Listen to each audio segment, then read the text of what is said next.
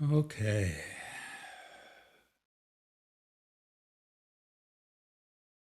Just bring some attention to your breath.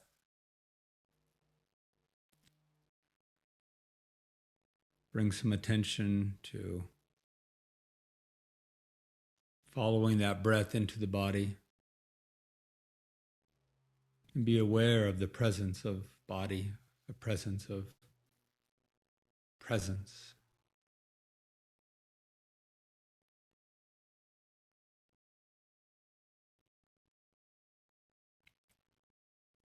And if you have any other electronics happening and chat things open or anything like that, go ahead and just quiet those down for a bit so we can be present and attentive and here with each other for just a little bit. And what a blessing. What a blessing to be here with everyone. This is such an amazingly precious life and experience, and it's so dynamic and vast. And as we come deeper into an awakening of self, that vastness just keeps expanding.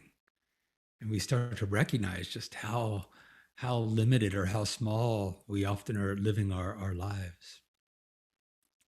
So thank you for being here.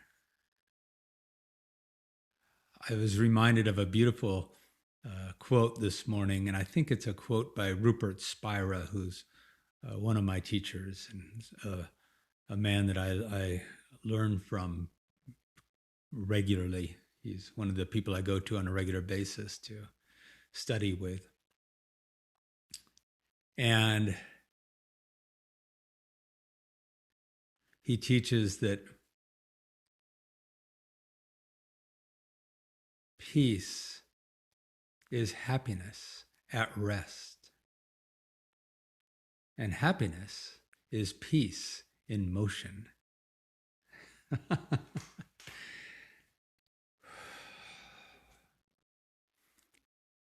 Peace is happiness at rest, quiet, still, gentle, calm.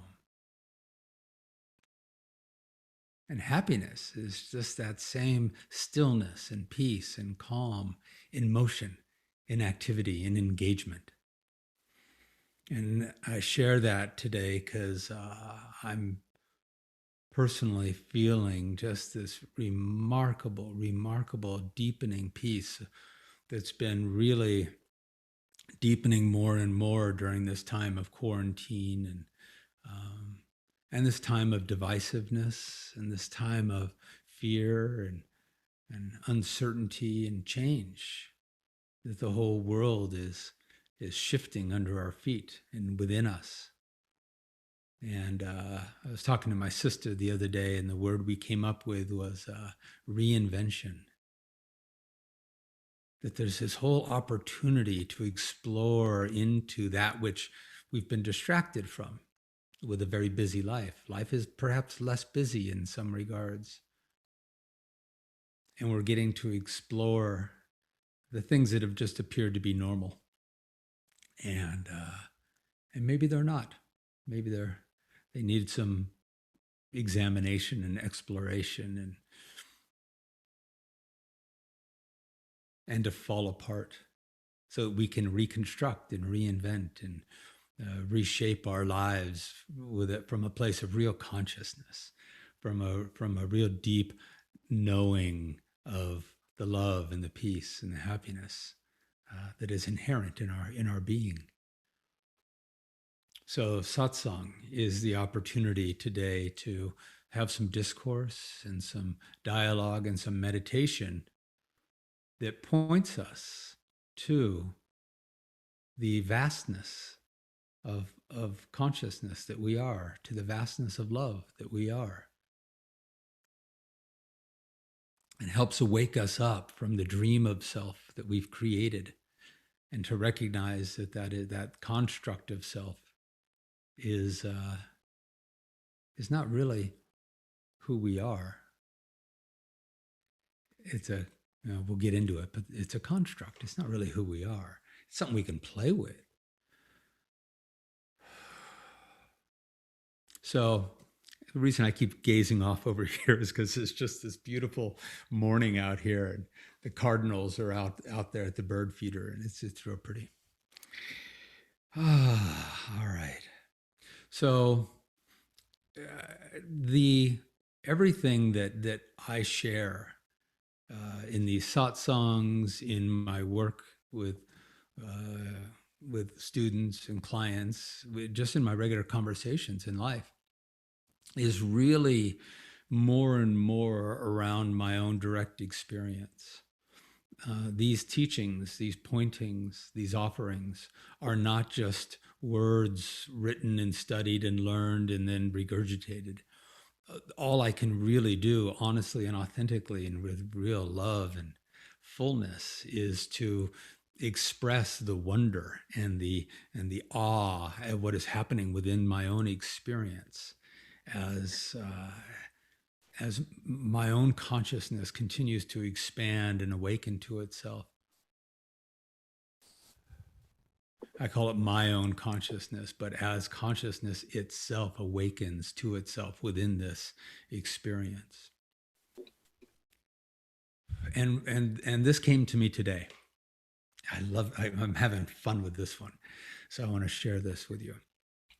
Imagine that you're wandering through the park on a beautiful day. And you're thinking about, you're playing with something that is unfolding in your life, some way that your love.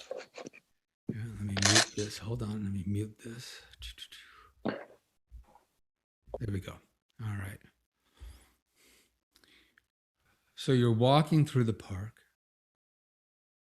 and you're playing with some way that love is moving through you, an expression of love that is moving through you that wants to be manifest. And it's big. It's juicy. It's got a lot of aliveness in it. And there's some excitement that you're feeling in this. And imagine that in that somehow this, what was happening within you was heard around you, was visible or recognizable around you. And somebody came up to you and they kind of heard or understood what was going on within you, this desire, this love, this movement of expression. And what if this person, this complete stranger, came up to you and said, "Hey, you know that thing that you're thinking about, that you're feeling into? You're not worthy of doing that. Who do you think you are? You're not worthy of doing that. Not only that, but that's scary, man. That's you better be really careful. You could get hurt during doing that. You got to be really careful." If a stranger came up to us and started having that dialogue, we would just look at them and go, "What do you mean, who am I? Who are you? You don't know me. You have no idea who I am." And it would become very clear, wouldn't it, that this person was projecting their fears on you.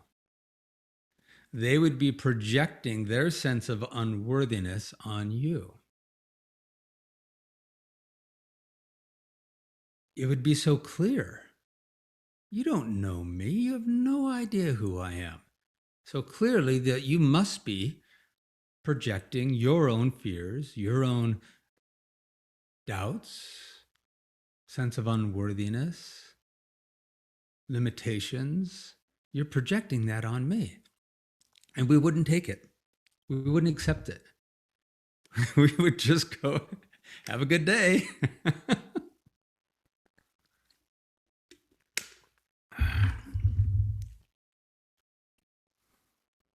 That's what our own mind is doing to us.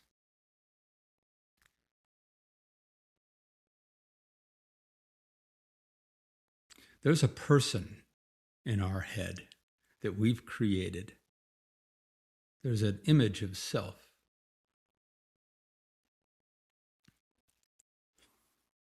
that the mind has constructed, the ego has constructed.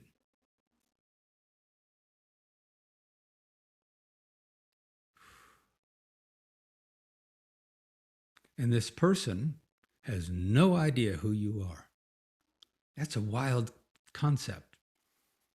That this thing we call me doesn't actually know me. All it knows is its own construct. The mind is not interested in you. It's interested in its own story. It's interested in projecting and defending and continuing its own story.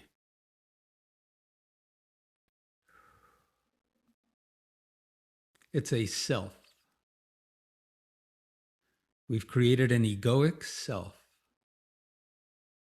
that is projecting its fears and its doubts and its uncertainties and its story on you. You, beautiful you.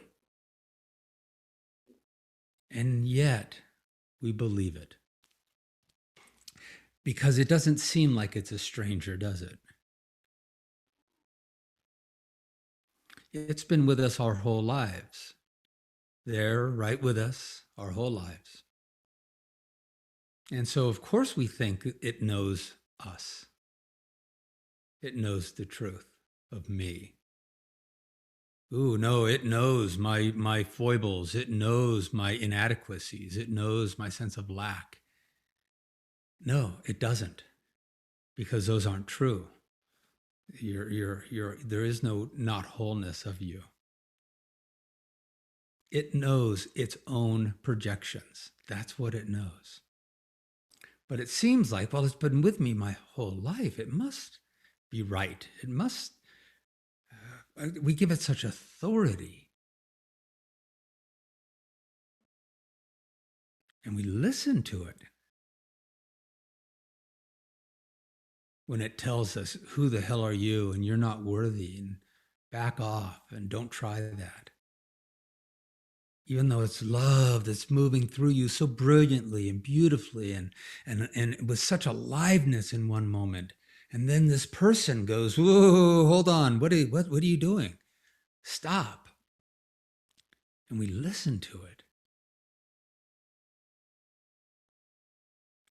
And what if this person, this self, has been with you your whole life, and therefore we give it such authority?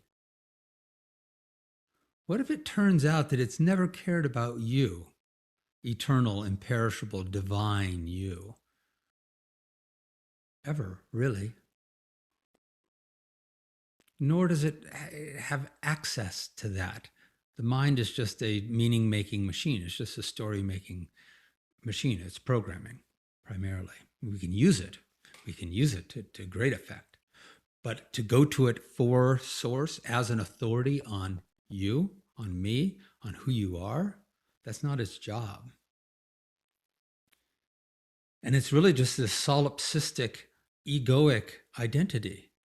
And it'd be like having a friend like that. This friend's been with you your whole life, and they're trying to give you guidance. They're projecting their fears and their uncertainties upon you. And you start to recognize that maybe you don't want to have this friend around so much. You don't want to listen to them so much because they've never really known you. They've been so solipsistic and egoically centered, self-centered, that they've never known you.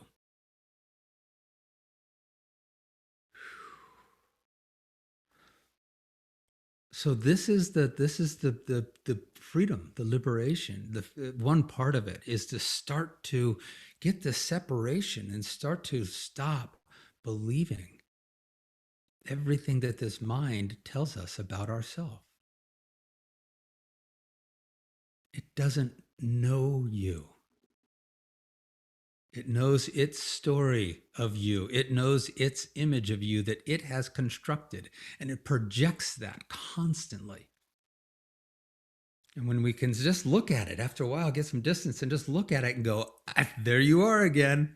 Fascinating how the stories you come up with. Wow. Fascinating how much fear you have, uncertainty, stories of lack. It's amazing. And you keep projecting them. But I'm not listening anymore. It doesn't mean that it just automatically shuts up. It's solipsistic, it's egoic, it's going to keep projecting and trying to get you to believe it. But the more you don't, the more it quiets, because it is an aspect of the mind, and the mind as a tool actually will stop doing what doesn't work if it's not engaged, entertained. If it's engaged and entertained, then that's its version of, well, it's working, so I'll keep doing it. But if it's not engaged, entertained, wrestled with, pushed away, argued with, debated with, if it's just not engaged, then it quiets. And in that quiet, in that soft quieting, you, the essence, the beingness, the divine nature of you, the love, the pure love, is all that's present.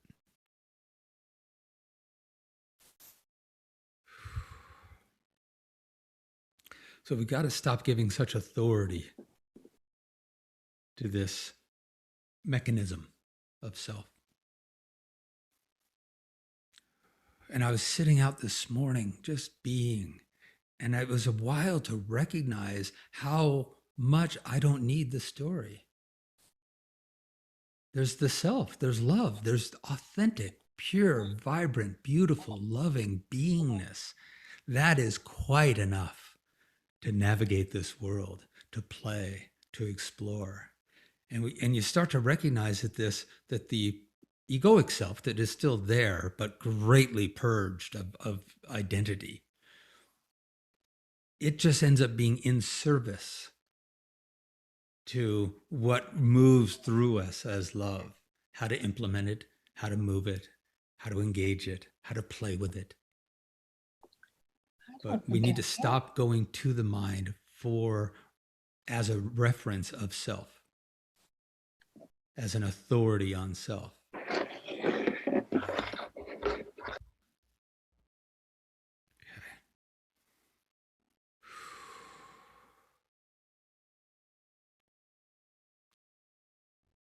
So, given that, this is fun.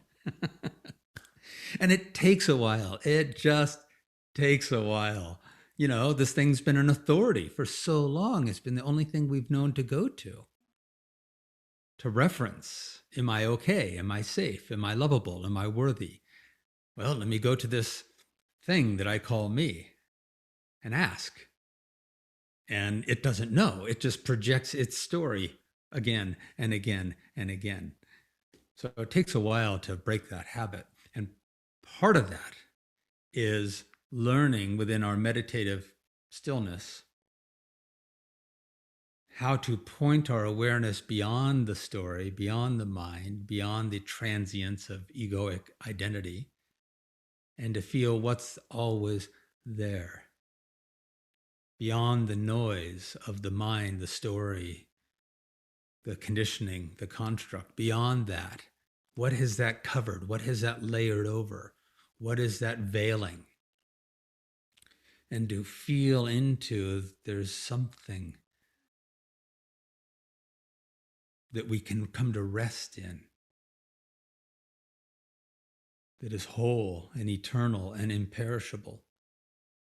And from there, we can then come back and engage that mind. We can engage that story. I know earlier I said don't engage it, but you engage it just with a curiosity, with a witnessing. It's more of a loving. You just learn to love it and hold space for it and say, I know you're scared. I know that story of me the ego has its doubts and foibles, but I'm now going to rest in my truth and just witness that.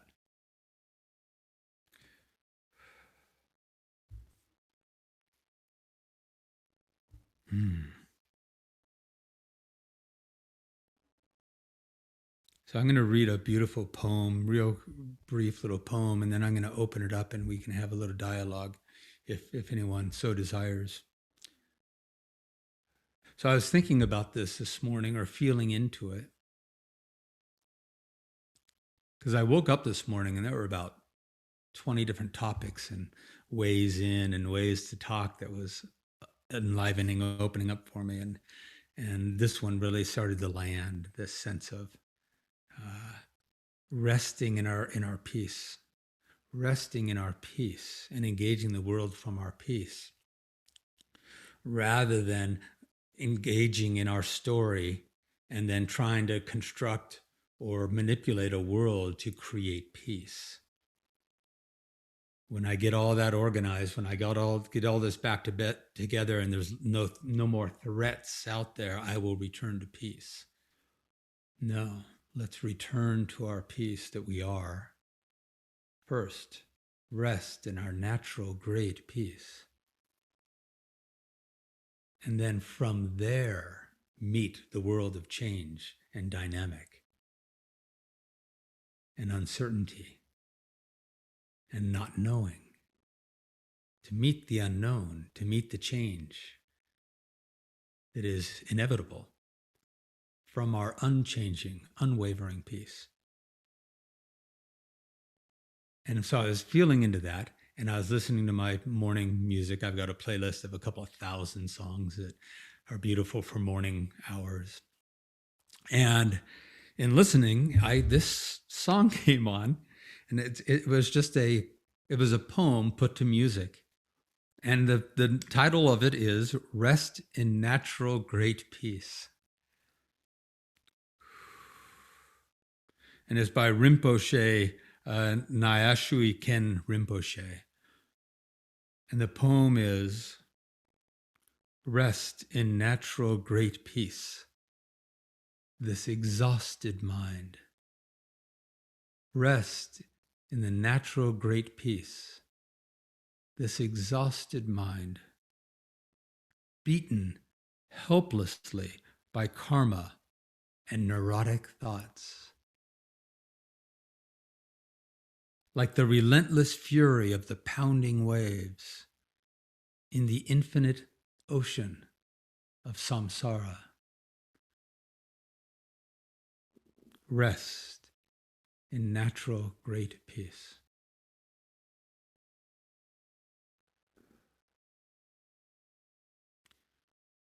Rest in natural great peace, this exhausted mind.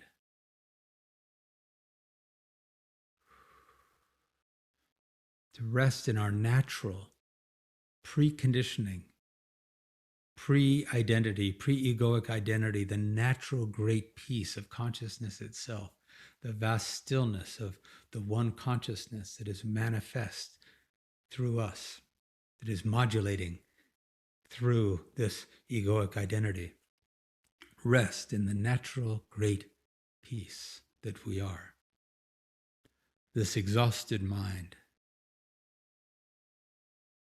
beaten helplessly by karma and neurotic thoughts.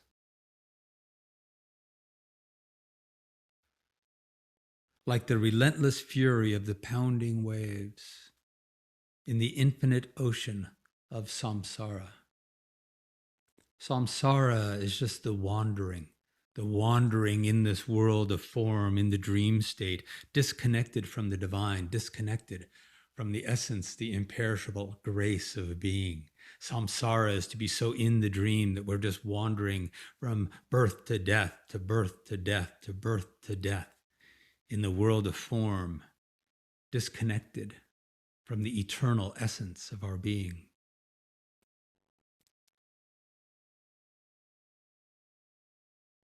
Rest in our natural great peace. And when the mind that is a stranger to us, that doesn't know us, when the egoic identity that has been constructed, when that person attacks or cajoles us with its fears and its doubts and its stories, maybe we be rested on our natural great peace and be able to meet that story and hear it and open our arms up wide and embrace it and love it like a loving parent embracing a scared child. If you've ever tried to reason with a scared child or a wounded animal that is in fear, often the best thing you can do is just love, just to hold space.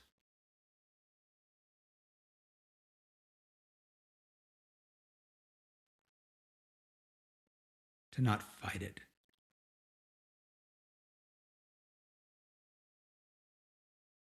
To not try to destroy it.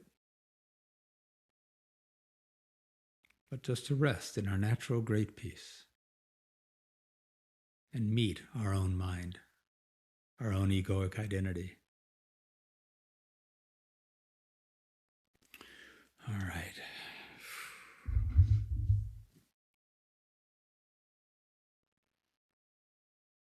It's such a liberation to be in that rested grace. But we have to awaken it first. We have to meet it, invite it, explore it, gain a faith, gain a familiarity with that peace. And we don't rest in the peace. And we don't rest in the stillness. Initially, we kind of do, but ultimately, we rest in the stillness until we come to know ourselves as the stillness. Not the separate self, but as the stillness of pure consciousness that we all are. To rest as that, playing within this human experience, but as pure, imperishable, loving awareness.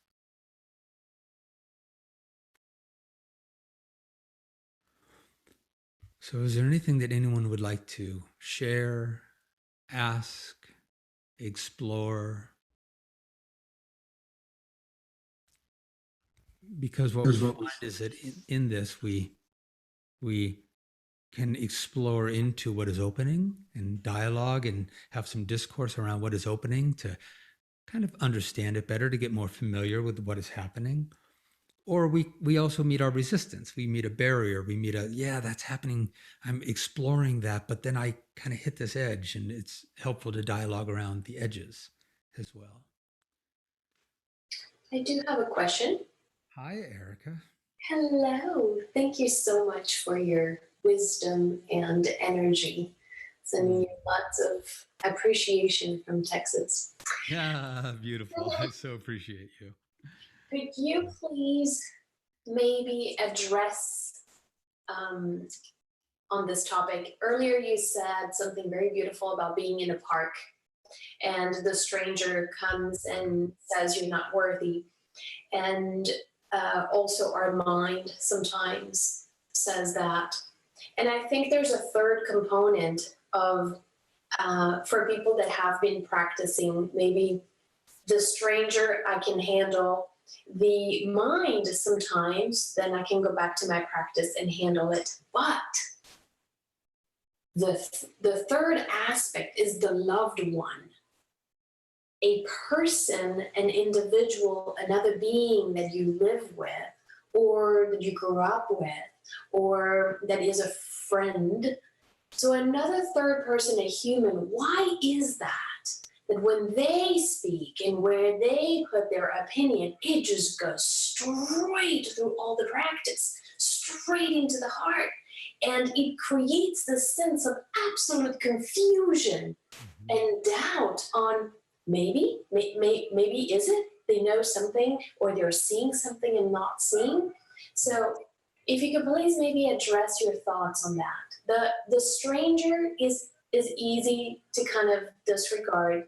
The mind, sometimes, if you do have a practice, you begin to engage. Oh, but that loved one, that family member is just that puts a little thing. So, anyways, could you please just maybe No, add I love it because some of that? I love it because you're no, you're landing right on it because you know you have such a deep practice. You recognize that that's where the hardest work often happens with family. You know, comes around holiday time, and it's often, yeah, you think you got this. Go spend some time with the ones who early in your life were the you depended on, especially family members. There was some dependence as the ego self started to develop. They were the ones you were learning about yourself from. They were the authorities. The The some, programmers, yeah, the the ones writing programmers. code. Yeah, those. So they were like we believed them then. So now, as I'm starting to disengage a bit, I'm starting to see some truth. But I believed them then. Why do I suddenly just stop believing them now? But at the core of this, Erica, is still the the identity with our image of self. Because truly, if the whole, imperishable, pure, loving awareness that we are, prior and beyond and behind all conditioning, all construct, all programming, if that truly has been embodied and awakened and moved forward into the primary position, so that that is what everything comes into, that everything comes through that perception, through that reality. Let's mute Sylvia for a second. Mm-hmm. Okay, beautiful. So if that is embodied, then then even that, then even that. Hold on. Let me get that. Okay. Then even that projection, because they don't know you, they don't know really you. They don't even probably know themselves, which is their divine essence. They just know their story, and that's projecting itself onto you. But if we're truly embodied in our wholeness, in our grace, we have this practice, and the practice is a true practice that is awakening the divine nature of being, then that is also, then even they can't touch that truth. So what you're pointing to is that, but they do, because they're some of the deepest emotional triggers. Those are the ones that are more at the root, at the core of this image of self, of the construct. They're the foundation. They created these family members and dear ones really feel threatening if they see us as anything less than whole. The teaching is that when we ask for anything, I want to be free. I want to be sovereign in my grace. Then life will say, okay, then. So let me show you all the ways that you're not. No, I don't want that. That feels like crap. I don't want that. I just want to go to the peace and the grace. And life says, then let me show you all the ways that you are still not aligned with the natural peace and grace that you already are. So we can start to allow those triggerings that feel so bad, feel so scary. We can start to allow those to be gifts. Oh, thank you for being my trigger, for being my teacher, for showing me where I am still adhered to, attached to, identified with a sense of lack. Because you said it well, that we go, well, what if they're right? Well, grace wouldn't ask that question, or our divine imperishable peace wouldn't ask that question. Their imperishable peace would go, yeah, I know what I am. So they get to trigger where we're still identified with the story of our own mind. Does that make sense? Thank you. Yes, sometimes I refer to these opportunities as the pop quiz. I just got presented with a pop quiz to see if I have studied that particular lesson and if I am ready to move on to the next one. Yeah. Thank you very much. So when it happens, do you find, Erica, that that's the opportunity then to then pull back a little bit and the inquiry becomes, who is disturbed right now? Mm-hmm. What is feeling the pain? Mm-hmm. And we don't deny it. We don't try to push it away. We get to love it. Mm-hmm. But to pull back into the grace of what we know, I'm just loving it. There's just loving awareness within which there's a human pain happening right now. And then from this love, be able to feel into, and as you say in the pop quiz, to ask, to inquire, wow, what is it right now that's feeling this threat? We'll go back to the witnessing position of observing that pain or that suffering or that confusion and being able to go and relate on the practice in order to restore balance and inner peace. Exactly, to let it move. There's a wonderful teaching in Vipassana meditation that says everything arises so that it may pass. Mm-hmm. So if we can move into that witnessing love that is easier to do when we've awakened it again and again in our practices. And so it's so available to us. Mm-hmm. And so we notice the trigger. We notice when I want to attack back. A family member has said something and I want to defend, and now suddenly I'm blaming and shaming and distancing, and ooh, okay, hold on. That's a good indication that I'm in my egoic identity. Mm-hmm. Pull back and witness it and hold the space and go, come on, baby. What are you feeling? Let it up, let it up, let it up. Feel it, feel it, feel it. And just not to be so identified with it.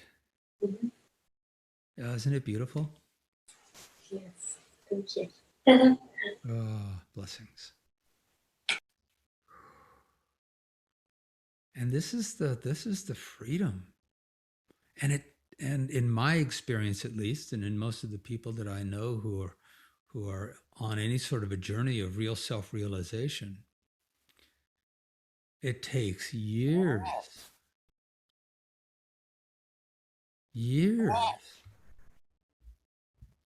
of feeling this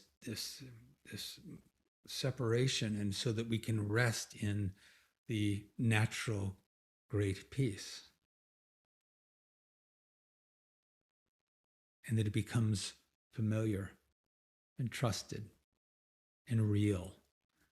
It's so weird that it's the world's flipped upside down, that what we call real is the dream of the mind, and what is real, the imperishable nature of consciousness, seems like a dream, seems like a, what is that? Wait a minute, I've never even quite explored that. That's ethereal. That's it's other than, and it seems unreal, and yet it's the one reality that is persistent in everything. Yeah, beautiful. All right. Anyone else have a question or a interest in sharing anything?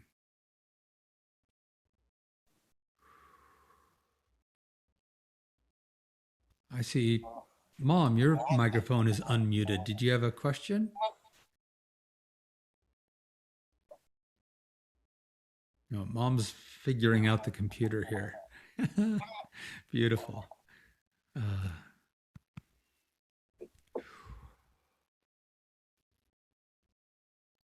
All right. So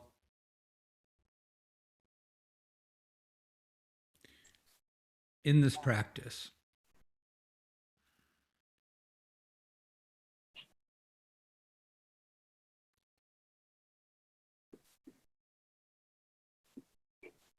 we first start to recognize what we're not. we start to recognize that this thing that we call self, that is the person that has been constructed in the mind,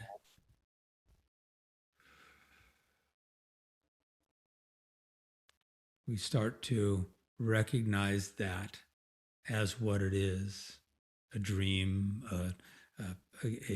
it's just the mind's activity. The mind's constantly creating stuff. It's what it does. It doesn't actually, it's not designed for truth of self. It's not. It's not, it's like, it's just a program. It's just like a computer. It's just learning things and piecing them together and constructing ideas and beliefs and that can be reprogrammed. And so it's not really truth. It's just a tool of programming. Hmm. So we start to recognize that for what it is. And then the next question is, well, then who am I really? So I'm going to have to hold on a second here. I got to fix something here. Da, da, da, da, da.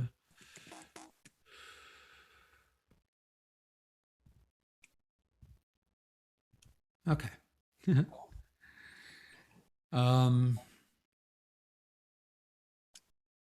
So we come to recognize that. Okay. So when we hear things like don't take it personally, what we start to recognize is what that means is don't take it through your construct of person. Take everything through love that you are. And that's not an idea or a concept. It's the awakened beingness, our natural awakened beingness. But how do we access that? And how do we open to it? And in these teachings, it's through inquiry. It's through meditative inquiry, which simply means to inquire into what the heck is going on. Wait a minute, hold on. If I start to get it conceptually, I am not the mind that has created itself. I am not this stranger.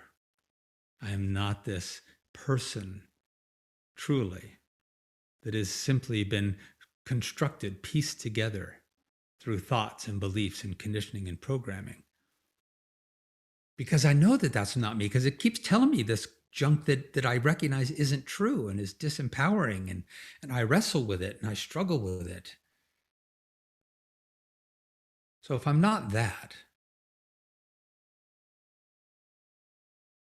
what would be there if that wasn't so predominant? That's the real question. What would be there if that wasn't so predominant? So here's a wonderful, simple inquiry to start with. Simple but powerful. And I used this one for a while, and it was, I think, probably one of the more pivotal shifts that started to happen in my own consciousness. To sit and let the mind inquire. We're gonna use the mind to see beyond the mind. There's a teaching that says you can use a thorn to remove a thorn. So if you have a thorn embedded in your arm, you could use another thorn to dig it out. So the mind can ask, what if I didn't have this construct of self?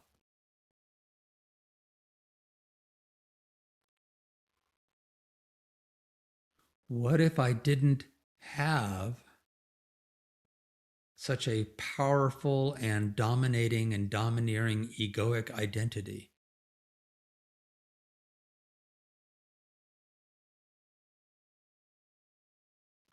Now recognize that in that question, the question is really, what would it feel like? What would the felt in this moment experience be if I wasn't living under the weight, the veil, the blanket of a storied self? that I learned from mom and dad and teachers and abusers and society and media. And if I didn't learn and construct and cobble together, as somebody put it, we're just a cobbled together collection of coping mechanisms. If that wasn't in place, would I disappear?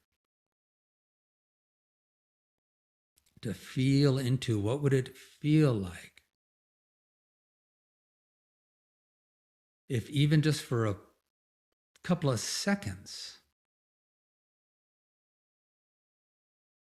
if I didn't have this noisy, fearful, dominating,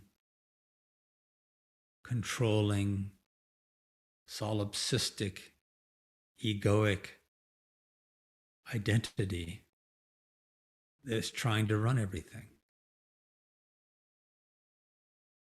what would it feel like? And if you notice the mind trying to think about what life would be like, well, I don't know how I'd live, and how would I do this, and how would I do that? No, that's not the inquiry. The inquiry is if even that one who's trying to figure it out wasn't so predominant, what would that feel like to be free of that, even for a moment?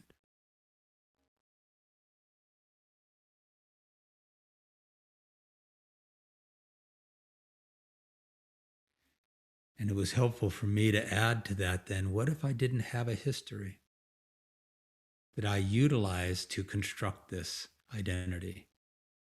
What if I didn't have a history? What if I was just here, present,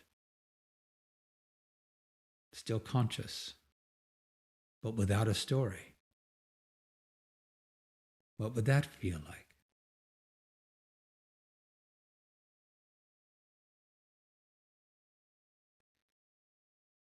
That's the inquiry, one of them, one of the inquiries. Would I disappear? Oftentimes we start to feel like this weight is lifted, this something is set aside or thinned or removed or lightened. And we start to feel almost like there's something that wants to bloom, something that the fragrance that wants to be released, a beingness that wants to be finally known, that's been covered by the distraction of the false identity. Some people have a hard time with the phrase false identity. I think I did for a while. So maybe we just call it the constructed identity. That will end someday.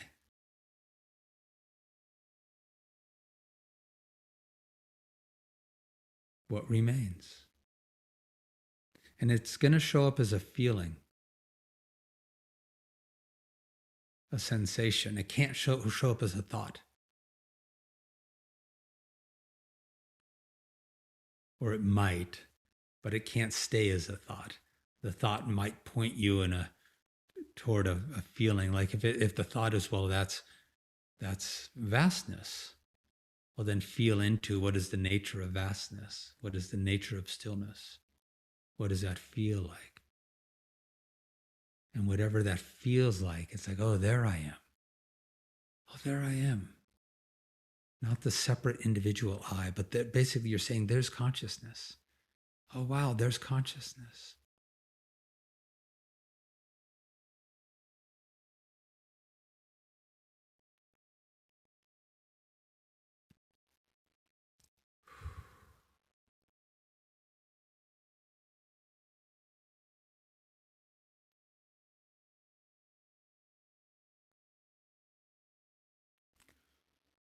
And stay with it. Stay with it. It keeps opening, it keeps shifting, it keeps growing, it keeps expanding, it keeps deepening. How could it not? It's infinite. What we're talking about is the infinite love of consciousness, the infinite loving awareness, the infinite love that is all. How can that ever stop? Like it reveals itself and it awakens and but it's a little bit, and then that feels like, oh my god, this is so different, it's so amazing, and then that expands and that expands and that expands, and after a while it stops being so amazing. It just ends up being reality. Like there's a wonderful teaching that says, look, enlightenment is nothing, it's nothing extraordinary, it's just you. It's just you, the true, authentic, preconditioned you awakening. It's not an extra special thing. It's just you.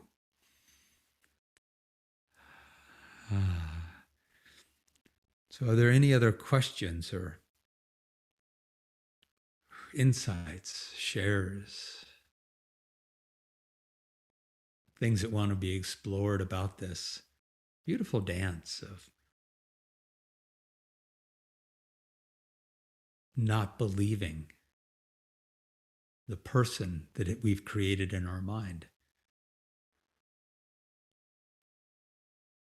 and allowing instead the grace of our authentic, natural peace and grace and love?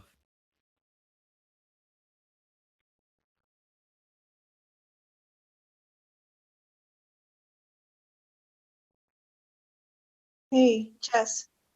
Hello, my dear.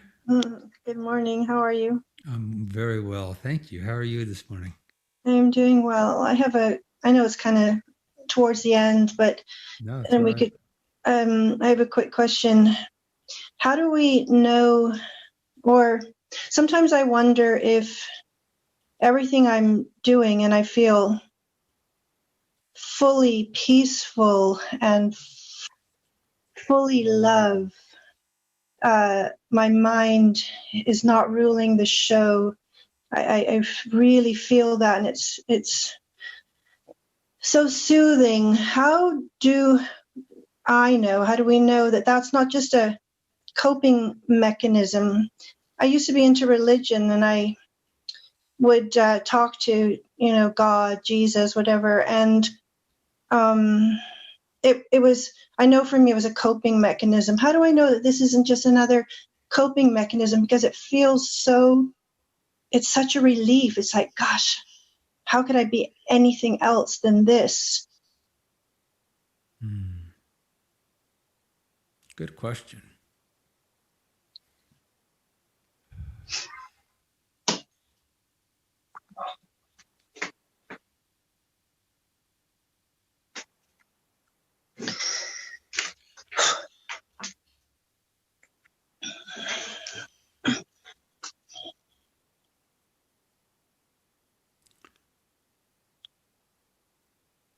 Sometimes we're along the way,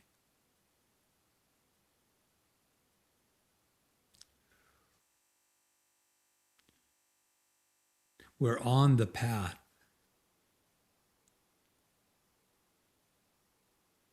and we're using tools. Like earlier I said, we initially learn to rest in a sense of stillness, but then eventually we realize we are that stillness. But until that shift, that subtle shift that goes, oh my, I am that, then we're separate from that. You said, and this is an interesting one, I really get it that I am loved. I am loved. Who's the I and what's the love?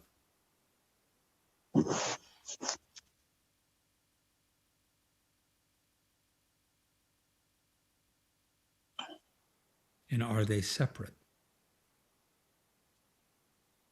I love God, oneness, source, everything.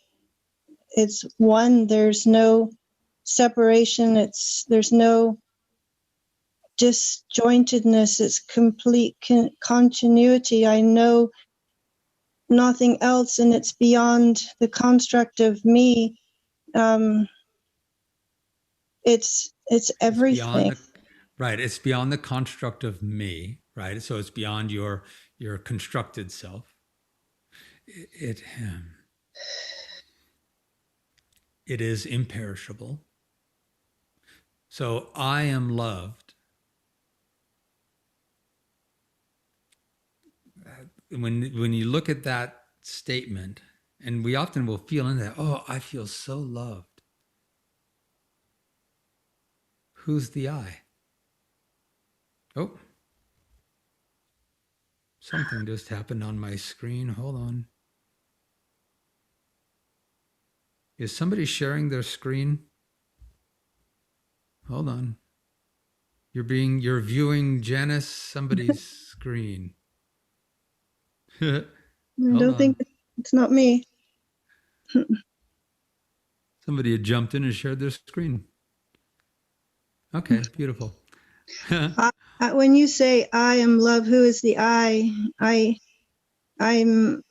have my first initial response is complete blankness, no answer. I no identity. Then how could that be loved? I am loved. It presumes a separate something. Mm-hmm. So I this, think, yeah, maybe it's just words that I use, and certainly I feel it. I'm thankful to feel love and peace.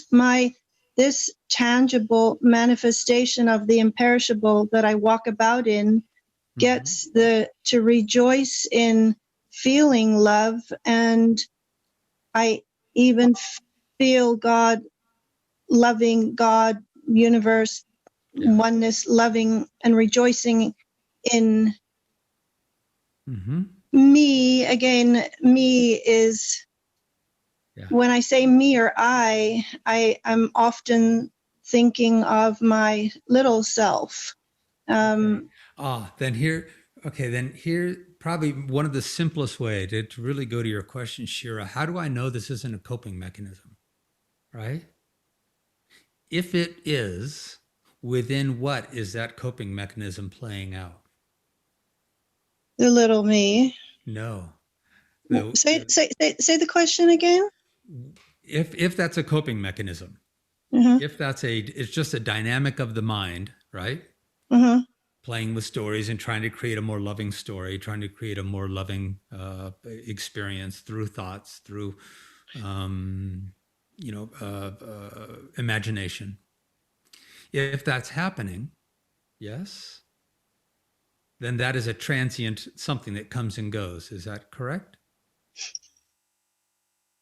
Sorry. I don't know what that noise is. That's all Sorry. right. Um, let's put my Oh, thing that's the on mute. buzzer. That's the. It sounds like a game show buzzer. No, I Oh, think, sorry. You're in. yeah. Right. It was, sorry, it was my phone making That's all right. noises. I turned it off. So, If it were just a coping mechanism, that would be an activity of mind. Is that yeah. okay? All activities of mind are transient. Is that correct? Yes. And what everything that is transient is happening within what? My mind, No. Everything that is transient, everything that is coming and going. it's happening within the unknown. It's happening within consciousness, Okay, I then guess. drop back. Then drop back and be in that. What happens? Because you've got enough experience now, Shira, with the difference. Uh-huh. So even if you imagine, what if this is just a coping mechanism and that question is happening, then feel into, okay, if it is, that even that is happening, is a transient experience happening within awareness, yes? Mm-hmm. What is and then drop into, feel into, what is the nature of awareness? And you know, right? The nature of awareness doesn't cope, doesn't, Yeah. there's none, that's not going on. And Right. And and that it, isn't a mental thing for you. That's a felt experience. Is that yes, right? yes, That's it. That's yes. it. And it doesn't matter that when I think about that question, it doesn't matter. Someone said to me, So I'm gonna pause you right there because I okay, want you to just to rest in this. okay, The nature of the awareness within which everything, even coping mechanisms that might be coming and going, you know that feeling, yes? yes, That's it. Stop there. okay, You don't have to figure anything else out. That's the, there's that. And I am that. okay. Does that, you feel how the difference when you don't then even try to because otherwise the mind is going, okay, there's that, but I need to kind of think, I need to really make sure that's not just another coping mechanism. Right. Am I on the right path? And Right. No, but if you do that, then you are back in the mind. for sure. Be in the essence, the allowing, my dear, right? The allowing. Mm. Allowing is not an activity of the mind. It is the nature of our being. Be in the pure allowing, Mm-hmm. the unmoving, unwavering witness of peace and love and grace. That's it. You don't need to go anywhere else. Yes. Rest in that and then watch and wonder everything that arises and passes within that. Yay, beautiful question. Thank you. Yeah. All right. Thank you. Okay. So we're at the hour. Thank you. It's a beautiful journey. It's squirrely. It's like waking up from a dream.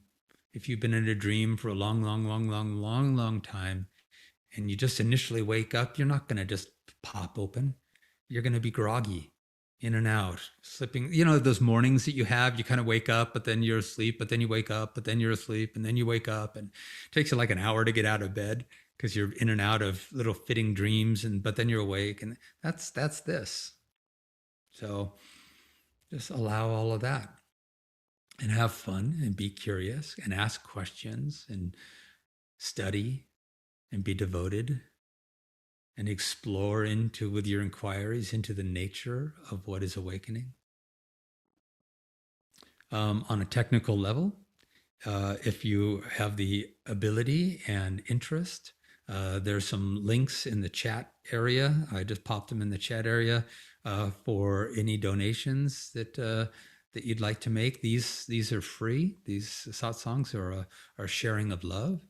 And if there's any offering of donation to help support this, that the equipment and the devotions and the lifestyle that go into these shares, then they're welcome and they're appreciated, but they are not necessary.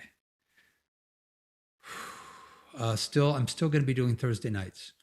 I don't know how much longer those are going to go, but for now, 5:30 Thursday evenings. And then again, the 10 o'clock Sundays are going to go on for a while. Thank you for your courage and your curiosity and your love. And thank you for being here in this engagement. All right, my dears, we'll talk to you soon. Blessings, be well. And and if you're on YouTube, because this is streaming to YouTube, if you're a YouTuber and you're watching this, subscribe and like and thumbs up and click the bell and all the things that we say to do, because then you'll be alerted when there's more sharings and more live events coming up. And if you haven't signed up, you can go to my website, chessedwards.com, and sign up for newsletters and sharings and retreat offerings and things of that nature, so that I can convey to you a lot of the different opportunities that are there to continue this journey. And if you want to work with me directly, reach out.